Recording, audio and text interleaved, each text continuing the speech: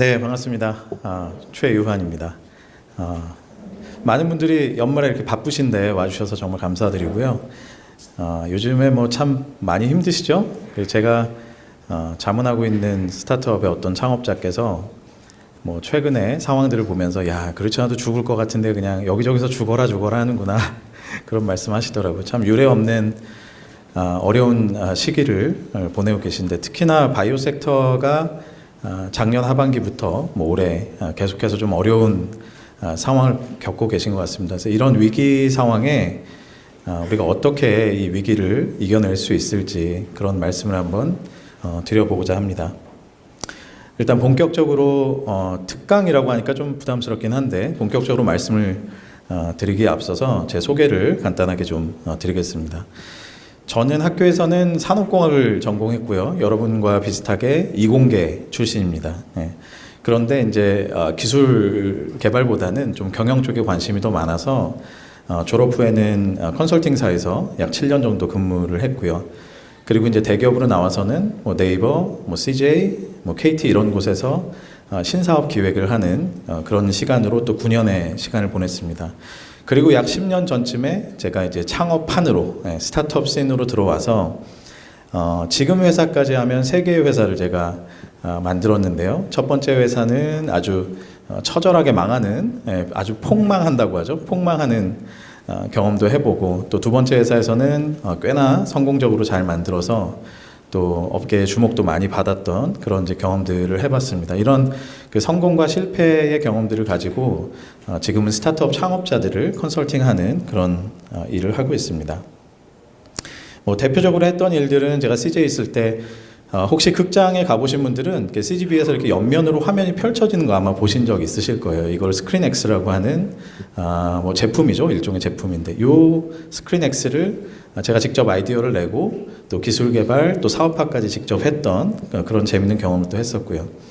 그리고 제가 두 번째 창업했던 회사에서는 인터엠디라고 하는 의사들끼리 쓰는 의료 지식 포탈을 만들어서, 또 이 서비스가 의료계에서는 굉장히 유례 없는 빠른 속도로 성장하고 또 의사들이 굉장히 환영을 받았던 그런 서비스로 또 잘 만들었던 경험이 있습니다.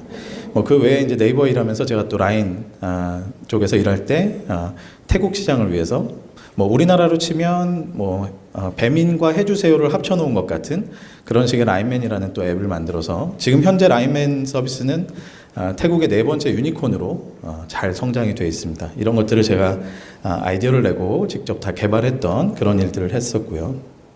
뭐 이건 그냥 제가 그냥 하는 말이 아니라 언론에서도 주목을 많이 받았다, 그런 말씀드린 거고요. 자, 지금 현재는 앞에서 했었던 그런 여러 가지 성공과 실패의 경험들을 토대로 해서 스타트업 전략 컨설팅을 하고 있습니다. 근데 스타트업 전략 컨설팅이란 게 뭐냐? 뭐 일반적으로 스타트업은 조직도 작고 사업도 작고 또 스피드가 굉장히 빨라야 되기 때문에, 뭐 우리가 생각하는 맥킨지나 BCG나 베인이나 이런 사람들이 뭐 기간을 정해놓고 딜리버러블을 만들고 이런 식으로 컨설팅하는 것들은 사실 스타트업에 맞지 않습니다. 그러니까 제가 창업자로 있었을 때 그런 것들에 대한 어떤 페인 포인트를 느끼고 있었고요. 그래서 제가 생각하는 스타트업 컨설팅은 창업자를 주기적으로 만나서 우리가 의사결정한 것들을 직접 도와드리는 것이 의미가 있겠다. 그때 타임리하게.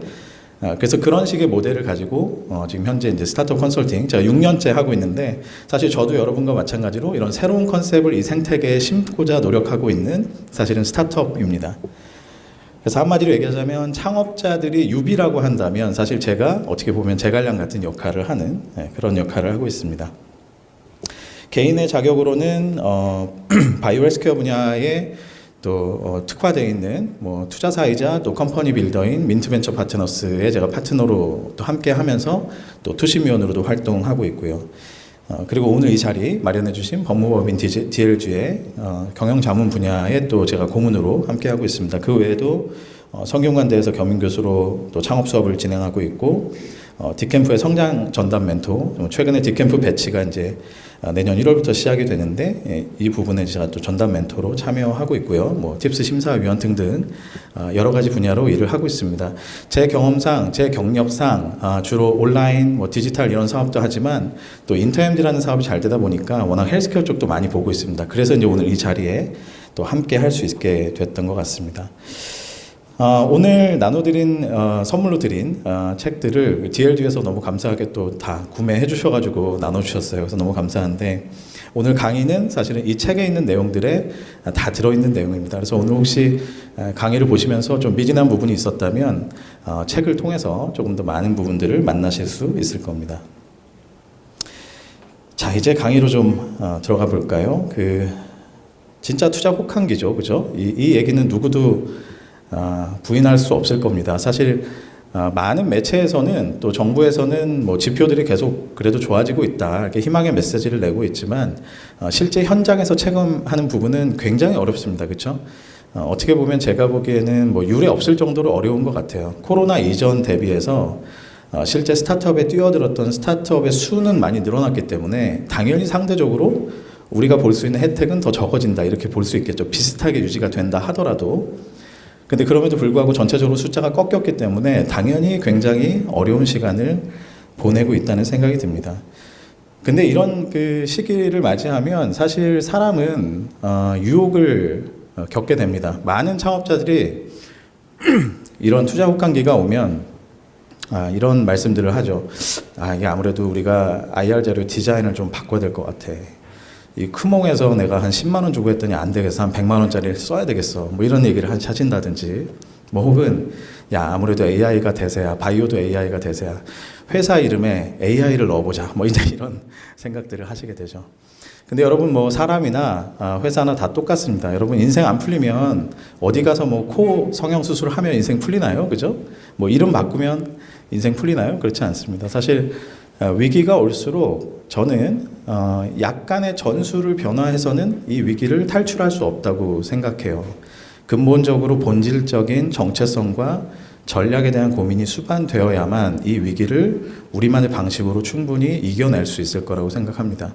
그래서 저는 사실 오늘 세미나를 준비하면서 제가 비록 제목은 실전 노하우라고 써놨지만 이 노하우에는 아주 얕은 팁들을 말씀드리고 싶은 게 전혀 아니고요. 오히려 이런 본질적인 내용들, 아주 기본적인 내용들을 더 강조해서 말씀드리고 싶었습니다.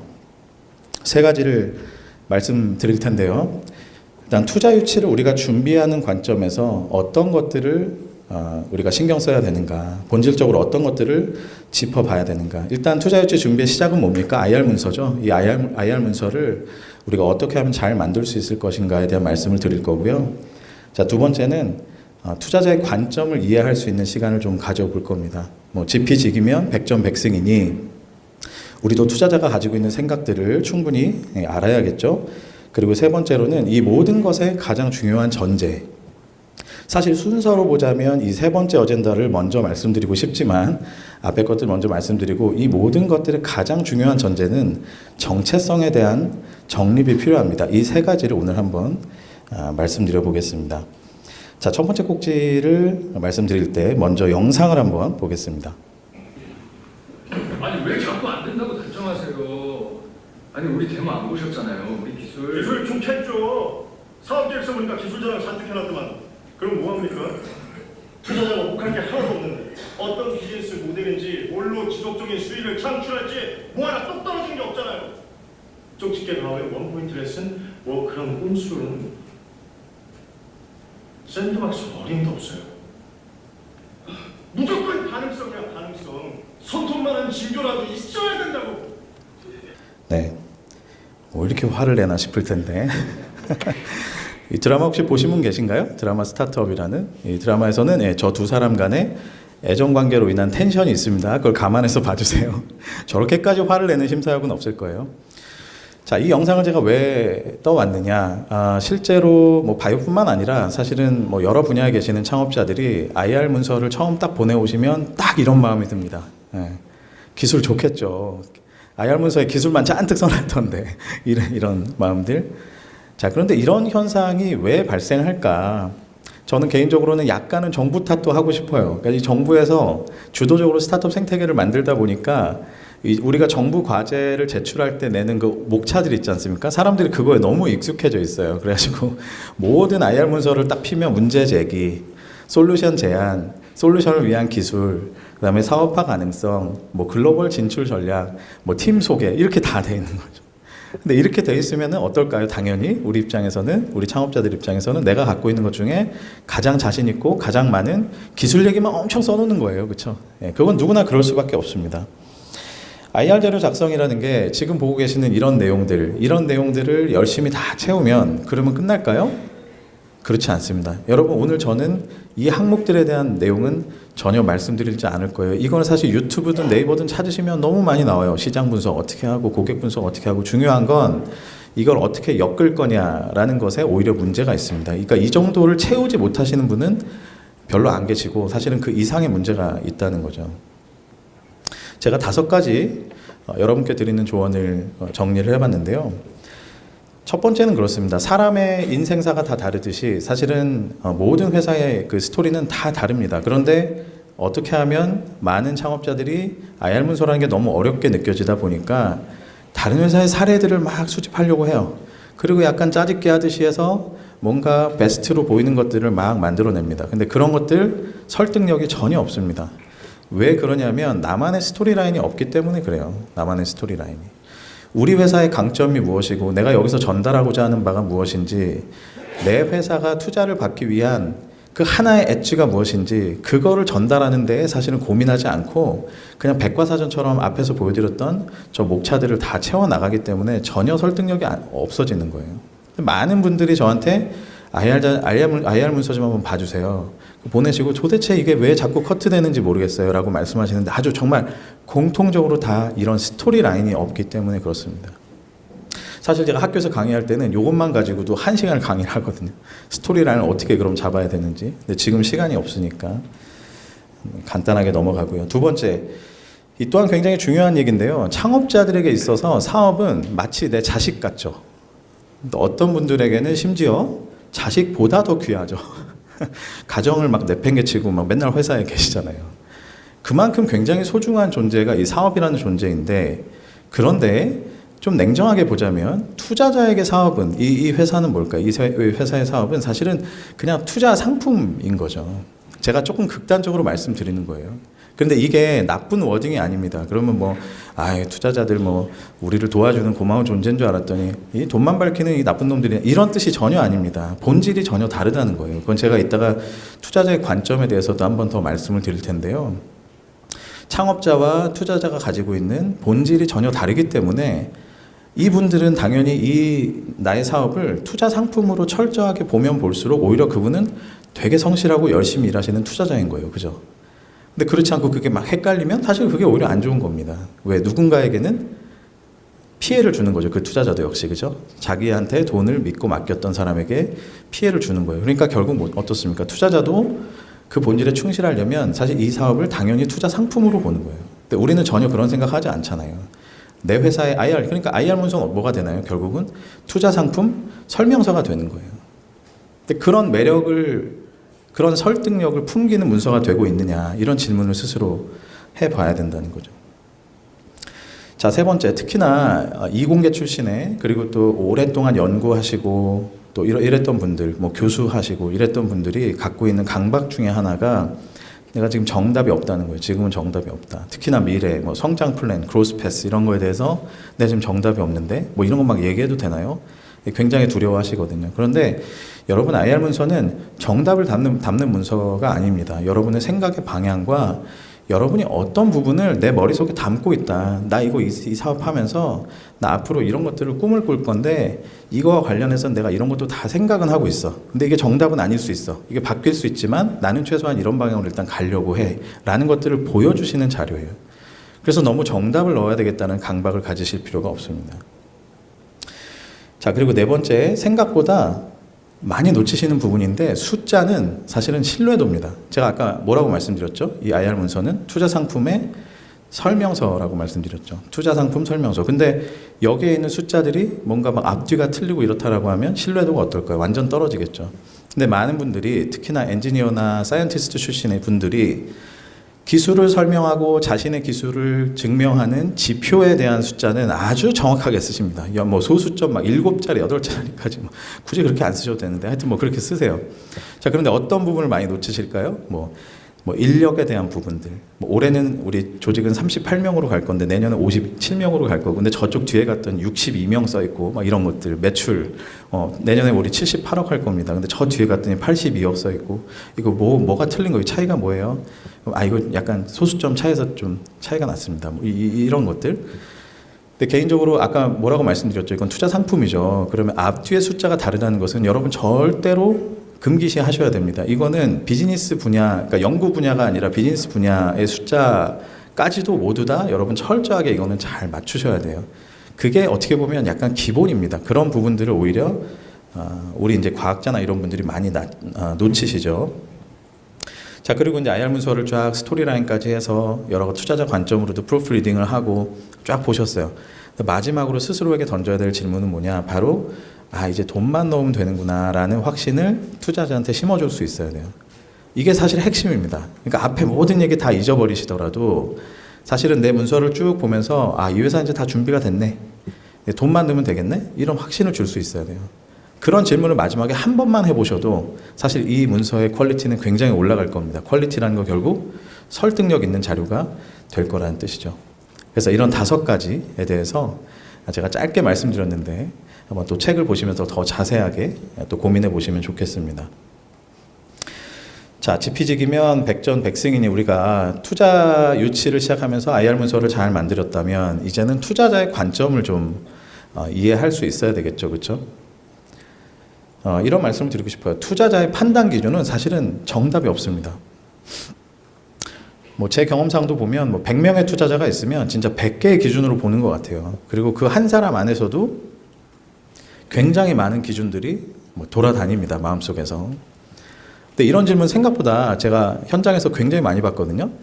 제가 오늘 어떤 칼럼 뭐 인터뷰 기사를 읽었더니 뭐뭐뭐 벤처스에 계시는 어떤 투자자 인터뷰였는데 그분은 사람만 보고 투자한다고 하던데요? 뭐 이러면서 이제 물어보세요. 그럼 진짜 사람만 보고 투자해요? 뭐 이런 질문들. 네, 그렇지 않을 거예요. 그러니까 여러 가지 기준 중에서 정말 사람을 좀 더 중요하게 본다. 그 가능성을 본다. 어떤 분은 테크의 트렌드를 본다. 뭐 어떤 분은 팀의 역량을 본다. 어떤 분은 특허 자산을 본다. 어떤 분은 매출 숫자만 봅니다. 딴 거 다 됐고요. 저는 숫자만 봅니다. 뭐 굉장히 많죠. 근데 그분들이 그렇게 내뱉는 그 기준들이 정말 그럼 그 사람 그것만 보느냐? 그렇지 않을 거라는 거예요. 굉장히 많은 것들을 봅니다. 그러니까 그거를 우리가 일반화하기는 사실은 굉장히 어려워요. 자, 그런데 이런 모든 투자자들의 그런 관점을 다 꿰뚫어서 딱 하나를 꼽으라 하면 뭐가 될까요? 그건 바로 나중에 이 회사에 투자하고 싶은 사람이 많을까? 내가 지금 이 주식을 사면 나중에 내가 이거 비싼 값에 팔 수 있을까? 딱 요거일 거예요. 그렇죠? 요거는 어떻게 알 수 있나요, 우리가? 여러분도 주식 투자할 때 어떻게 하세요? 내가 지금 삼성전자 주식 사는데 이게 한 1년 뒤쯤에 한 20% 정도 떨어질 것 같아. 그렇지만 나는 삼성전자에 애정이 있으니까 사야지. 이런 사람 얼마나 있을까, 그죠? 다 살 땐 어떻습니까? 나중에 나 이거 비싸게 팔아야지. 이런 마음으로 사는 거죠. 투자자 똑같습니다. 그러니까 뭐 VC는 상대적으로 투자의 기간도 길고 보는 관점도 조금 다르고 뭐 PER이 아니라 드림, PDR을 본다. 뭐 이런 여러 가지 얘기가 있을지언정 어쨌거나 마지막 순간에 이 펀드를 청산하는 시점이 되면은 주식을 비싸게 팔아야 되는 거예요. 그 관점을 여러분 하나만 이해하셔도 사실 많은 것들을 이해할 수 있습니다. 제가 그 컨설팅을 하는 현장에서 의외로 많이 컨설팅을 해드리는 어젠더 중에 하나가 창업자와 투자자 간의 갈등이에요.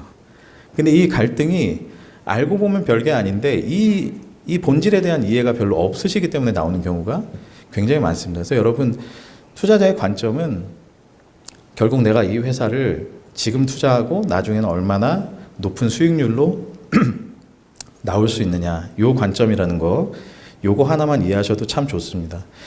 그래서 제가 마지막에 써놨지만 창업자는 사실은 기한이 없어요. 이 사업과 함께하는 기한이라는 게 없습니다. 나는 그냥 계속 가는 거죠. 그죠? 사업 운영을 하죠. 그러니까 창업자는 보통 어떻게 생각합니까?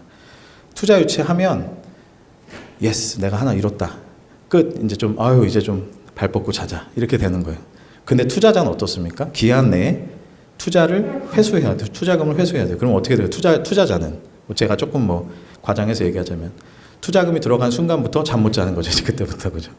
이 둘은 이렇게 다른 거예요. 이 둘의 본질은 이렇게 다릅니다. 그러니까 이런 본질, 근본적인 업의 본질의 차이를 잘 이해하시면 아까도 제가 말씀드렸죠. 뭐 투자자가 무슨 돈 밝히는 애들이고 이런 차원이 아니고요. 둘의 본질이 굉장히 다르기 때문에 이 본질이 다른 사람들을 내가 어떻게 설득할 것인가 이런 질문들을 스스로 계속 해보셔야 되고 여러분 스스로가 사실은 투자자의 관점이 돼보셔야 됩니다.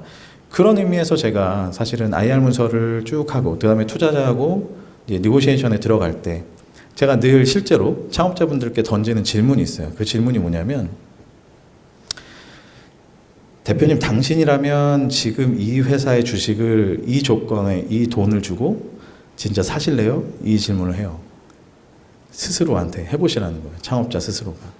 나라면 지금 내 회사 주식을 진짜 100억 가치에 10% 10억. 근데 저는 지금 돈이 없는데, 그러니까 돈이 있다고 가정하고, 뭐 제가 한 1000억 정도 있다고 생각했을 때에도 그렇다면 나라면 진짜 내 회사 주식이 이 돈 주고 살까? 이런 질문 한번 해보시라는 거예요. 뭐 그게 무조건 여러분 겸손해지시라 그런 뜻이 아니고요. 내가 현실적으로 가지고 있는 내 회사의 수준을 어느 정도까지로 시장에서 소위 말하면은 던질 것이냐 이거에 대해서는 마지막에 스스로 이제 이런 어떤 모멘트 오브 트루스라고 하죠. 진실의 순간을 한번 만나보시는 게 굉장히 좋다는 거예요. 근데 대부분의 창업자들이 밸류에 있어서는 어떻게 생각합니까? 그냥 나랑 비슷한 회사들이 얼마씩 받았다라고 하는 신문기사 보고 그리고 또 대충 다 비슷한 우리나라 좁잖아요. 그죠? 저 창업자가 대충 누군지 알잖아요. 내가. 야, 제가 200억을 받았어? 나는 한 300억은 받아야지 뭐 이렇게 생각하잖아요. 그러니까 그런 생각보다는 정말 이번 스스로 한번 스스로에게 이런 질문들을 계속 해보시는 것이 저는 굉장히 필요하다고 생각을 합니다. 자, 마지막 사실 가장 중요한 얘기입니다. 앞에 있었던 얘기들 뭐 사실 다 잊어버리시더라도 저는 이 얘기를 오늘 드리려고 사실 왔습니다. 스스로 한번 이 질문을 해보셨으면 좋겠어요. 투자 유치라고 하는 이런 거대한 그런 그 길을 떠날 때 여러분 스스로 한번 질문을 해보시죠. 나는 누구인가? 나는 연구원인가? 나는 사업가인가? 제가 현장에서 만나는 굉장히 많은 창업가들에게 사실 이런 부분을 제가 많이 느낍니다. 많이 느끼고 사실은 많이 아쉽습니다. 예.